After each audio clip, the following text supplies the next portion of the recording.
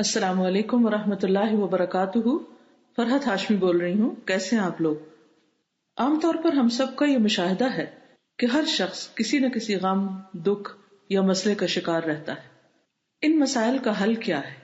اگر قرآن و سنت کا مطالعہ کیا جائے تو ہمیں ان مسائل کے بہت سے حل بھی ملتے ہیں۔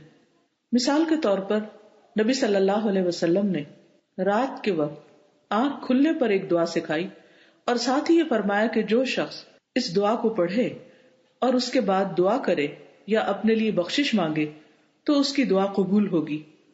رات کے وقت ہم کیوں اٹھتے ہیں؟ کسی نہ کسی فکر یا پریشانی کی وجہ سے۔ رات کو انسان جب سائڈ بدلتا ہے تو بعض اوقات آنکھ کھل جاتی ہے یا کبھی برا خواب دیکھنے پر آنکھ کھل جاتی ہے۔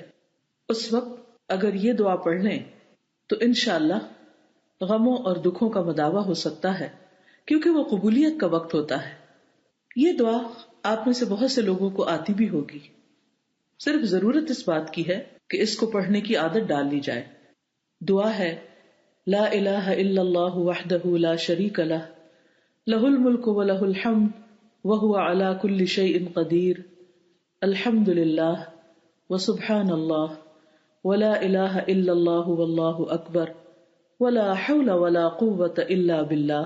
بخاری کی روایت میں آتا ہے کہ جو شخص رات کو آنکھ کھلنے پر اس دعا کو پڑھے اور پھر کہے اللہم اغفر لی، اے اللہ مجھے بخش دے، یا کوئی دعا کرے تو اس کی دعا قبول ہو جاتی ہے، اور اگر وہ اٹھے، وضو کرے اور نماز پڑھے تو اس کی نماز قبول ہو جاتی ہے۔